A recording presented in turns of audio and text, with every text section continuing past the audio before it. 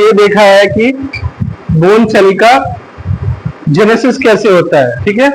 तो bone cell खासकर जो हमारा मेसोडर्म से जो मेसेनकाइमल सेल्स या मेसेनकाइमल स्टेम सेल्स है, वहां से दो भागों में, एक तो कॉन्ट्रोसाइटिक होता है और दूसरा ऑस्टियोसाइटिक होता है। तो ये तो दो चीज हो गया। अब लेकिन एग्जैक्टली अब बोन दोनों तरफ से जो फॉर्म करता है उसका एक जनरल प्रोसेस क्या है, ठीक है। जनरल प्रोसेस यही होता है कि भाई अगर सेल बना, सेल के अंदर एक मैट्रिक्स बनेगा, मैट्रिक्स के अंदर उसमें अलग ढेर सारे कोलेजन फाइबर्स होंगे, राइट। कोलेजन क्या है? एक चिपचिपाहट वाला प्रोटीन, ठीक है। तो कोलेजन को चिपचिपाहट वाला प्रोटीन बोलते हैं, जो सूख करके बाद में जब उसमें हम कैल्शियम मिलाएंगे तो क्या बन जाएगा? हार्ड बन जाएगा, ठीक है। तो उसी चीज को, तो ये एक जनरल प्रोसेस है जिसको अब हम देखने जा रहे हैं, ठीक है। ये तो एक कॉमन प्रोसेस रहेगा जिससे दोनों गुजरेगा, चाहे वो कॉन्ट्रोसाइटिक हो या ऑस्टियोब्लास्टिक हो, ठीक है। लेकिन ये जनरल प्रोसेस से सब बोन को गुजरना पड़ेगा। तो ये कह रहे हैं कि जो भी मेसेनकाइमल, जो हमारा मेसेनकाइमल सेल्स या मेसेनकाइमल स्टेम सेल्स है, उसमें से जो अस्थि को निर्माण करने के लिए या बोन्स को बनाने के लिए जो प्रोजिनेटर है, ठीक है, जो जन्म करने में मदद करेगा, वो प्रोजिनेटर जब उसका सिंथेसिस होता है, ठीक है, जब उसका सिंथेसिस होगा, तो जब वो सिंथेसाइज होगा तो क्या बन जाएगा? ऑस्टियोब्लास्ट, ठीक है। अब इस ऑस्टियोब्लास्ट का जब फर्दर सिंथेसिस होगा तो ये सेल एक तो मल्टीप्लाई करेंगे, लेकिन मल्टीप्लाई करते करते क्या होगा, जब इनका सिंथेसिस होगा तब जो है बोन मैट्रिक्स मतलब एक ऐसा नेटवर्क का जाल जिसमें बहुत सारे फ्लूइड या ग्राउंड सब्सटेंस हो, जो एडेसिव हो नेचर में, चिपचिपा वाला प्रोटीन टाइप का हो, ठीक है। और उसमें अगर हम फर्दर मिनरल मिला दें, मिनरल जैसे कैल्शियम हो गया या हाइड्रो ऑक्सीपेटाइट, ठीक है, या कैल्शियम हो गया, अगर ये सब मिला दें तो फर्दर ये जो है और हार्ड हो जाएगा, ठीक है। तो जब ऑस्टियोब्लास्ट का सिंथेसिस होगा तो ऑस्टियोब्लास्ट सिंथेसिस करके इसमें से जो सिंथेसाइज फ्लूइड होगा वो एक बोन मैट्रिक्स बनेगा, और वो बोन मैट्रिक्स में जब कैल्शियम यानी कि inorganic substances, calcium hydroxyapatite are nothing but inorganic substances, और ये किसी भी हड्डी में 2/3 हिस्सा होगा, 2/3, ठीक है। वेरएस जो कोलेजन होगा वो कोलेजन 1/3 हिस्सा होगा, ठीक है। क्लियर है? तो किसी भी मैट्रिक्स सॉल्यूशन में जो है आपके ग्राउंड सब्सटेंस फ्लूइड के साथ साथ जो कोलेजन होगा 1/3 हिस्सा होगा, और जो इनऑर्गेनिक सब्सटेंस होगा वो जैसे कैल्शियम हो गया, हाइड्रोक्सीपेटाइट हो गया, ये सब जो है 2/3 हिस्सा। तो ये बोन मैट्रिक्स, ठीक है, का जब फर्दर कैल्सिफिकेशन, पथरीलीकरण जब होगा, जब ये हार्ड बनेगा, बोन में कन्वर्ट होगा, तो जाकर के इनका कैल्सिफिकेशन होगा, ठीक है। इस कैल्सिफाइड टोटल चीज को हम जो है बोन मैट्रिक्स अब पहले ये बोन मैट्रिक्स था, अब इसमें चूना डाल दिया, कोलेजन डाल दिया, तो अब क्या हो जाएगा? Calcified bone matrix. जैसे ये दोनों चीज डाला, जैसे ये भी डाल दिया, ये भी डाल दिया, तो पहले क्या था? एक सिंपल सा फ्लूइड मैट्रिक्स था, अब इसमें मैंने चूना भी डाल दिया, कोलेजन भी डाल दिया, तो अब क्या बन जाएगा? Calcified bone. सो रहे हो क्या? ठीक है। सो टाइप 1 कोलेजन और ग्राउंड सब्सटेंसेस जब इनका मिनरलाइजेशन होता है, जैसे कि उसमें कैल्शियम हाइड्रोक्सीपेटाइट का जुड़ना, तो उससे जुड़ने के बाद जो मैट्रिक्स बनेगा उसको हम कैल्सिफाइड बोन मैट्रिक्स बोलेंगे।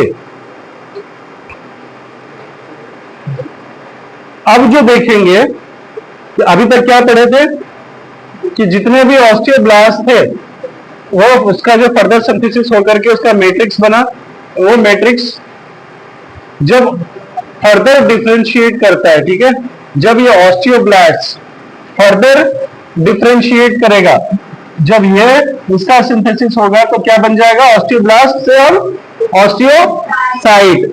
तो ये ऑस्टियोसाइट जब बोन मैट्रिक्स में जाएगा तो ये कभी कभी क्या होता है, इसको ट्रैप होना है, अगर ये नहीं फंसेगा तो क्या होगा, ऑस्टियोक्लास्ट इसको वापस से, ऑस्टियोक्लास्ट देखो 3 स्टेज होता है। एक होता है जनरेट करना, जब भी हड्डी बनता है तो नए बोन सेल लगातार बनते रहते हैं, ठीक है, जब नए बोन सेल बनेंगे तो ऑस्टियोब्लास्ट से, और उसको जो मेंटेन करना है वो ऑस्टियोसाइट से, और जो बोन सेल खराब हो गए हैं उसका फर्दर ऑस्टियोक्लास्ट, ठीक है।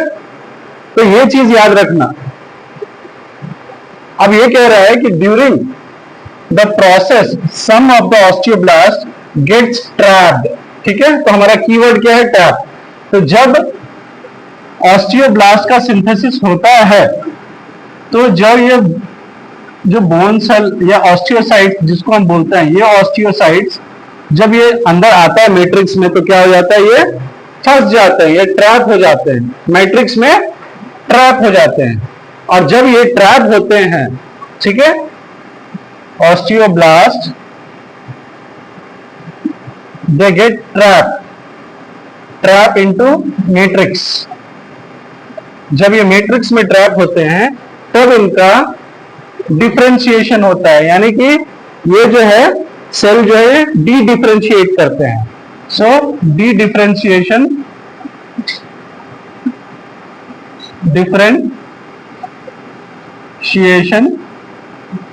तो अब जो है ऑस्टियोब्लास्ट ट्रैप होकर के अब बन जाएंगे ऑस्टियोसाइट। ऑस्टियोसाइट बन गए which are also located in the spaces in, और ये कहां जाते हैं, ये ट्रैप होकर के एग्जैक्टली जो फंसते हैं, they are trapped into the lacuna, they are trapped into lacuna. अब ये कह रहे हैं कि बोन सेल में और भी एक तत्व है जिसको हम बोलते हैं ऑस्टियोक्लास्ट। तो ऑस्टियोक्लास्ट का काम ये होता है, they are multinucleate giant cells that reabsorb the bone, ठीक है, दे रीअब्सॉर्ब द बोन। तो ये क्या करेंगे, मैट्रिक्स को एंगल्फ खा जाएंगे, ठीक है, they will engulf the matrix and, तो generation by the osteoblast, maintenance by the osteoclasts and digestion by the osteoclast, ठीक है। क्या भैया ऑस्टियोसाइट्स तो बन गए, लेकिन जब हड्डियों में ऑस्टियोसाइट्स कहां कहां रहेंगे और उनका डिस्ट्रीब्यूशन कैसे होगा, क्योंकि हमने तो पढ़ा है कि आउटर सरफेस हार्ड होता है, अंदर सरफेस स्पॉन्जी होता है, ठीक है। तो आखिर जो ये ऑस्टियोसाइट्स हैं ये एग्जैक्टली डिस्ट्रीब्यूट कैसे हुए हैं, अब हम उसको जानेंगे। तो एग्जैक्टली जो उसका डिस्ट्रीब्यूशन है, तो देखोगे अगर मैं इसको इस तरह से काट लूं, ठीक है, अगर मैं इसको इस तरह से काट लूं और इसके अंदर को देखूं, तो ये जो बाहर वाला जो एरिया है, दीज आर कॉम्पैक्ट बोन और समथिंग कॉल्ड एज, ये जो बाहर वाला हिस्सा होता है ये हार्ड होता है, मतलब they are calcified in nature, ठीक है। और अंदर वाला जो हिस्सा है जिसको हम बोलते हैं स्पॉन्जी, क्लियर है। स्पॉन्जी में जो सेल्स के जो अरेंजमेंट्स होते हैं इनको एक और नाम से बुलाया जाता है जिसको हम बोलते हैं कैंसलस बोन, कैंसलस बोन, ठीक है। अब कॉम्पैक्ट बोन क्या है, कॉम्पैक्ट बोन हार्ड होता है, डेंस होता है, घना होता है, लेकिन कैल्सिनस बोन स्पॉन्जी होता है, ठीक है। और इसमें जो है कुछ रॉड्स और प्लेट होते हैं, जो ये रॉड्स और प्लेट्स जो है उनके बीच के जो इनके जो प्लेट्स और रॉड्स होते हैं वो दोनों मिलकर के ट्रैबेकुले बनते हैं। ट्रैबेकुले यानी कि कैल्सिनस बोन को ही ट्रैबेकुलर बोन बोलते हैं, लैमिनार बोन बोलते हैं एंड स्पॉन्जी बोन बोलते हैं। ये चीज याद रखना, लैमिनार, स्पॉन्जी, ठीक है। यानी बाहर का हिस्सा हो गया कॉम्पैक्ट, अंदर का हिस्सा हो गया स्पॉन्जी। और जो स्पॉन्जी वाला जो हिस्सा है वो क्या है, इसके अंदर में कुछ रॉड्स एंड प्लेट्स, ठीक है, कुछ प्लेट्स हैं और कुछ रॉड्स हैं, जो दोनों मिलकर के क्या बनाता है, ट्रैबेकुलर, ट्रैबेकुले या ट्रैबेकुले स्पेस बोलते हैं उसको। ये ट्रैबेकुलर स्पेस जो होता है, they are filled with matrix again, ठीक है, sorry, they are filled with bone marrow, they are filled with bone marrow. Clear है? कॉम्पैक्ट बोन और कैंसरस बोन। तो भाई बोन यूजुअली दो तरह के होते हैं। हार्ड बोन मतलब बोन में बाहरी हिस्सा हार्ड होता है, अंदर वाला हिस्सा उसको हम और फर्दर अच्छे से देखते हैं।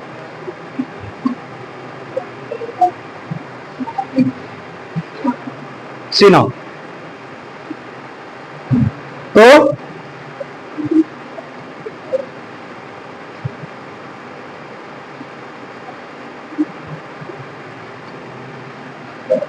तो ये वाला पार्ट क्या हो गया,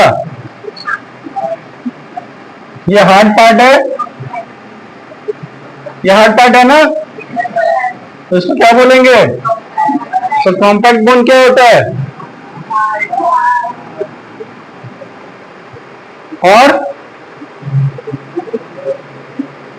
ये ज्यादा वजन को इसमें ज्यादा ताकत है या इसमें ज्यादा ताकत है, तो ऑप्टिमाइज फॉर स्ट्रेंथ। एमसीक्यू के लिए याद रखना, इसी में से कहीं से आ जाएगा। देन स्पॉन्जी क्या है, looks like sponge, built like scaffolding, ठीक है। ट्रैबेकुलर, और इसमें ट्रैबेकुलर जो बनता है उसको स्टर्ट्स बोलते हैं। अब जो हार्ड वाला चीज है उसका वजन ज्यादा होगा या जो सॉफ्ट वाला चीज है उसका वजन ज्यादा होगा, तो रिड्यूसेस वेट। और trabecular space are filled with marrow, ठीक है, and they are found in middle of the bone. Clear है? Okay.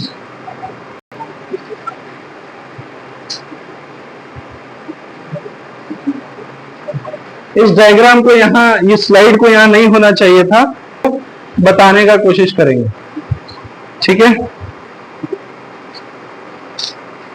So this is the anatomical position, सब लोग देख लो।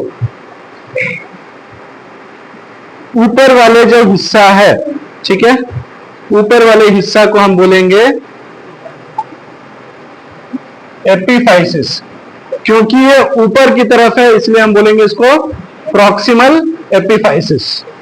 तो एपिफाइसिस के दो एंड होते हैं, प्रॉक्सिमल एंड और डिस्टल एंड। क्लियर है? तो प्रॉक्सिमल एंड डिस्टल। बाकी ये जो बीच का जो हिस्सा है इसको हम बोलेंगे डायाफाइसिस, ठीक है, डायाफाइसिस। यानी कि जो ब्लड सप्लाई जो मिलेगा आर्टरी से थ्रू इस साइड को हम बोलेंगे न्यूट्रिएंट फोरामिना, क्लियर है? Nutrient foramina,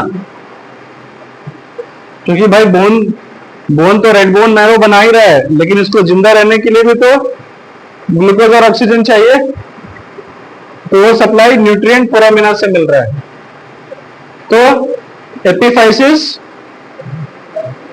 lower end of epiphysis, diaphysis. अब ये कह रहा है कि डायाफाइसिस वाले एरिया में जो है ज्यादातर आपके येलो बोन मैरो होते हैं, और ये जो हिस्सा है, ठीक है, इसको हम एपीफाइशियल लाइन बोलते हैं। एपीफाइशियल लाइन, एपीफाइशियल लाइन एपीफाइशियल प्लेट का रेप्लिका है, ठीक है। तो क्या क्या स्टेप्स है? तो सबसे पहला स्टेप है कि जो सेंट्रल पोर्शन, ये जो शाफ्ट है, ठीक है, ये जो शाफ्ट है, ये जो है central portion of the shaft जो है, उसको हम डायाफाइसिस बोलते हैं। इसी के अंदर जो होता है आपका मेडुलरी कैविटी, मेडुलरी कैविटी होता है, जिसके अंदर क्या होता है? मैरो। ओके, इट में भी अभी ये डिसाइड नहीं हुआ है कि ये रेड बोन मैरो होगा कि येलो बोन मैरो, लेकिन होगा दोनों। सेकेंड स्टेप क्या कह रहा है?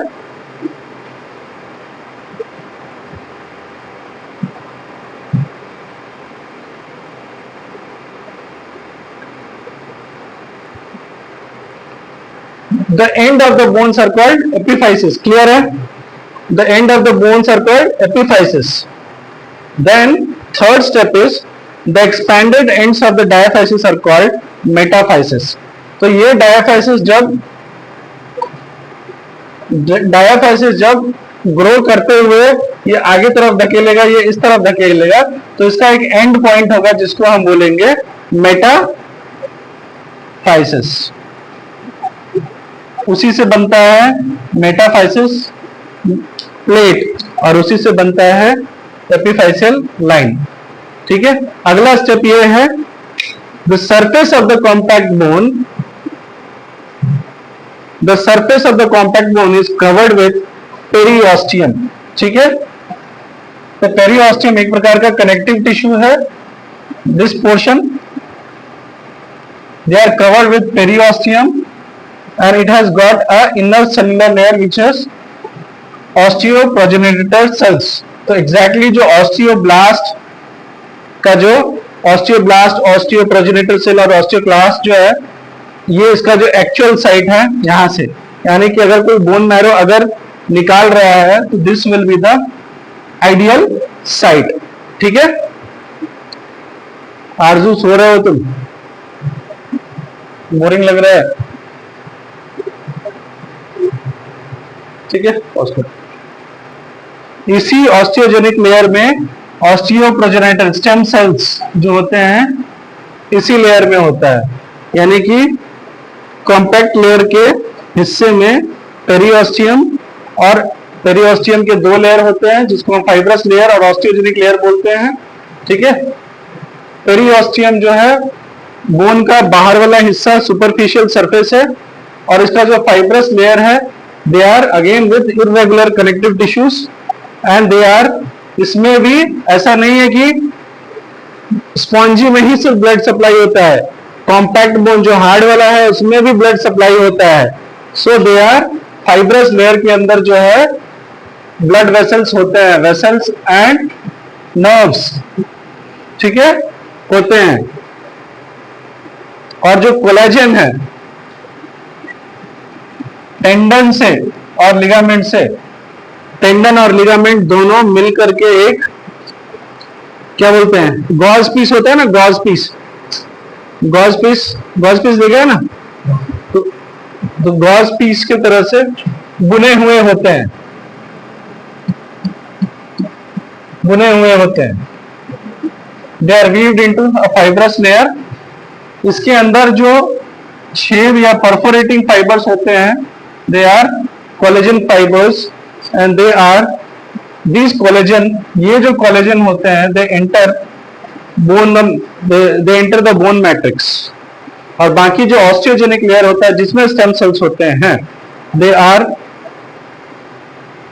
the again the what do you call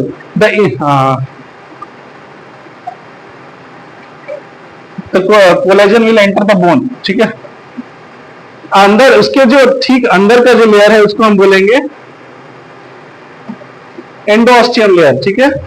periosteum layer में फाइब्रस लेयर और ऑस्टियोजेनिक लेयर, जो स्टेम सेल्स होंगे वो ऑस्टियोजेनिक लेयर में होंगे, और पेरियोस्टियम के फाइब्रस लेयर में जो है क्या रहेंगे, गॉज के जैसे बुने हुए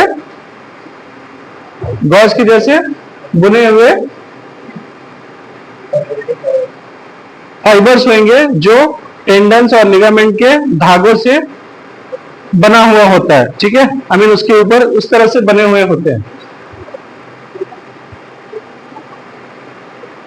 इसका मतलब ये है कि कोई भी टेंडन्स या तो ओरिजिनेट करना है टेंडन को, या टेंडन को इंसर्ट होना है, या लिगामेंट को ओरिजिनेट होना है, उन दोनों कंडीशन में जो है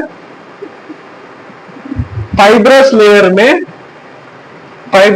में ये लिगामेंट्स और टेंडन उसमें सिल जाते हैं। समझ में आया? उसमें फाइब्रस लेयर में सिल जाते हैं। सिल जाने का मतलब अटैच हो जाते हैं, insert, tendons will insert and ligaments will origin.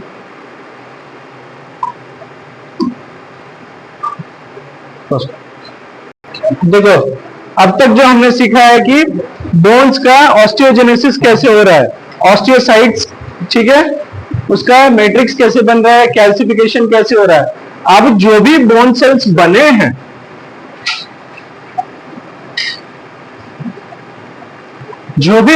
बने हैं, वो अपना आकार कैसे लेगा, कैसे वो स्कल बनेगा, कैसे वो रेडियस बनेगा, कैसे वो अल्ना बनेगा, कैसे वो फीमर बनेगा, एंड सो ऑन। तो इस गुत्थी को सुलझाने के लिए जो है ऐसा उन्होंने डिवीजन किया है कि जब पूरी तरह से बोन जो है फॉर्म होगा तो इस प्रोसेस को हम बोलेंगे ऑसिफिकेशन। अभी तक तो बोन सेल ही बन रहे थे, अब वो जब ऑसिफाई होगा तो first bone to ossify is clavicle. तो जो ऑसिफिकेशन होगा उस ऑसिफिकेशन को हम दो भाग में पढ़ते हैं।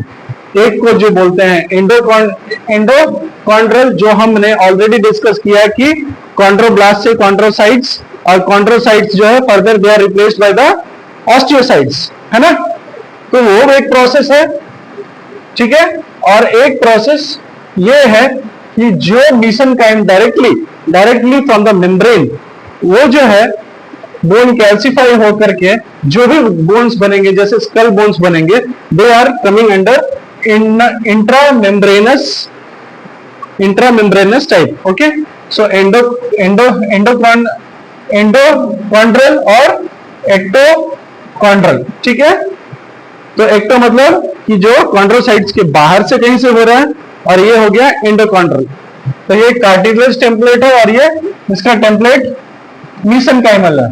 तो सिर्फ क्रेनियो फेशियल बोन्स, ये जो पूरा जो बन रहा है, दे आर फ्रॉम एक्टोकॉन्ड्रल वेराइटी और इंट्रामेम्ब्रेनस वेराइटी। क्लियर है?